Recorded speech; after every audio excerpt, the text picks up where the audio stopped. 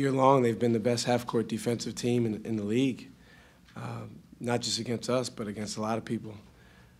But you know what? With the way the game went and the way that we defended them, particularly from the field, you know, they got a lot of free throws, but particularly from the field and turning them over, I'll take the shots that we got, and you know, I think on most nights we give ourselves a really good chance to win with those shots.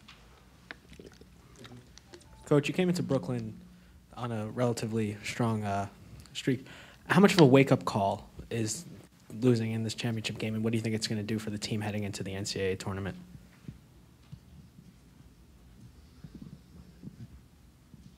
Yeah, I don't think our team needs a wake-up call. Our team played well. I mean, I don't know what game you were watching, but somebody had to lose today, and St. Louis didn't want to lose. Our guys didn't want to lose, and the guys did a terrific job fighting when we got down by 13 points. And, you know, I thought probably the shot of the game was Kwame Mitchell's deep three with the shot clock winding down. And that's a tough shot to make over Javonte Reddick. But, you know, that's what good players do. They step up and make shots. But, yeah, I don't really know what you're getting at. But, you know, we go in the NCAA tournament next week, and if you're not motivated for that, then you shouldn't be playing.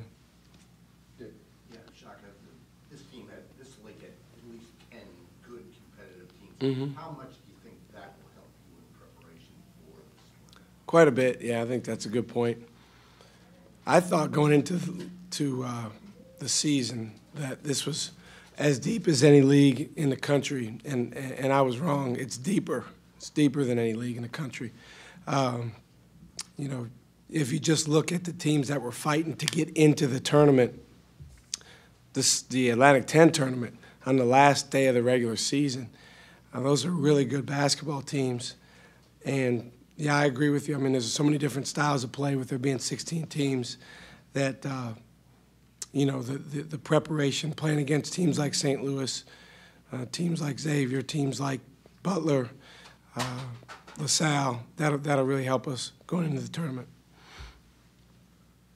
Coach, you guys were down 45-32, and then you really hit them in the mouth. You got it back to 46-45. Yeah. Can you talk about what makes that St. Louis team so resilient in those situations? Good players, and you know they're I think led by their coaching staff. They don't get rattled. Our whole style of play is to get the other team rattled, and I think, you know, for a stretch there, we had it going the way we wanted. I mean, they were having trouble even getting the ball in bounds. But, again, you know, they've got some older guys that stepped up that made big shots. The three by Mitchell. Ellis made a couple really big. He hit that three in the corner. That was a huge one. Evans was terrific all night. You know, he's a tough matchup. And I thought our guys did a good job on him, but not good enough. I mean, I don't think it was so much our defense. It was more he's really good. But, yeah, I think we came at them. They took a punch from us, and they responded, and that's why they're the champions. I think the bigger key for us is that we can't dig ourselves into a 13-point hole against a team that good. Coach, just touching upon your overall portions of your first year in this league, your league may get 6 teams in with LaSalle and UMass on on the bubble. I think it's a terrific league, and you know it's a shame that it can't stay the same. But you know that stuff's out of my hands as a coach. You know, I'll tell you what, I'm really proud of our guys for the way that we stepped into this league and competed both in the regular season and in the conference tournament. You know, I think sometimes the media likes to question people and question players and coaches and teams, but then you know when they do things, when they do find success, it's almost like you should have done it.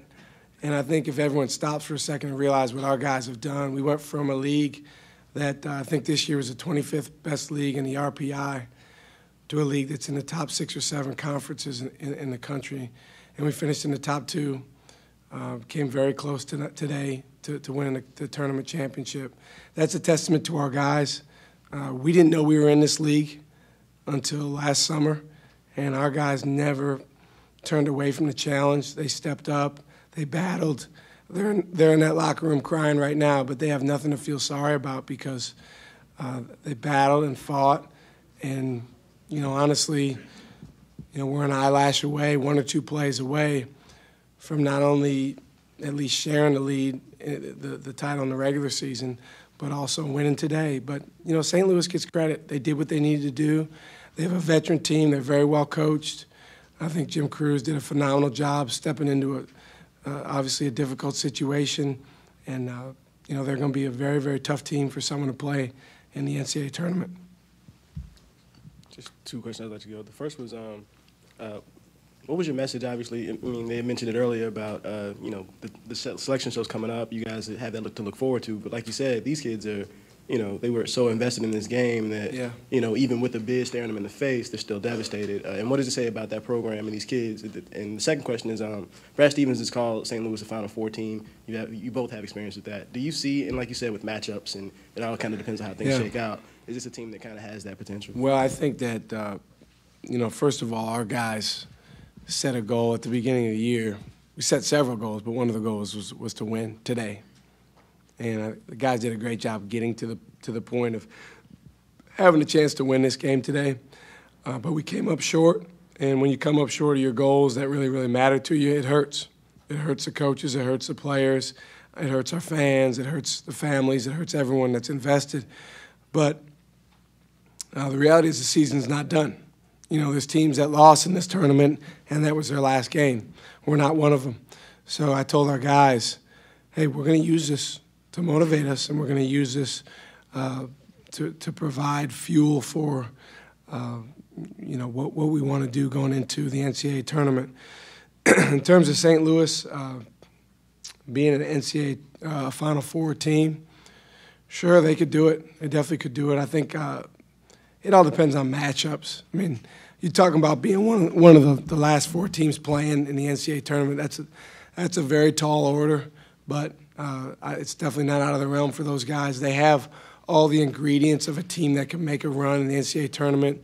They're very well coached. They've got older guys that don't get rattled.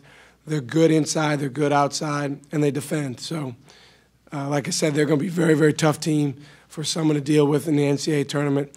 Now that this tournament's over, I'll be pulling for them. I'll be pulling for all the Atlantic 10 teams.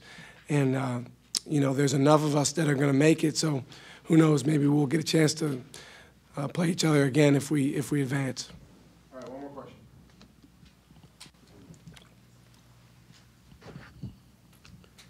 Daniels picks up a couple, the 4th foul early in the second half. How much of a factor and challenge was that for you guys? Yeah, it was tough. He obviously did not have the type of game that he nor our coaching staff envisioned him having. He was terrific yesterday shooting the ball. Today he never really was able to get going, and that's a key part of what we do. If you look at the stat sheet, it tells the whole story for us, at least offensively. We had Reddick and Graham score like they normally do. But when we've been at our best, we've had a 3rd or 4th scorer emerge, usually Daniels or Rob Brandenburg. And they tried, but it just wasn't their day. And St. Louis had a lot to do with that. In terms of the foul trouble, hey, it is what it is. I tell the guys to control what we can control, and we just need to do a better job of defending without fouling.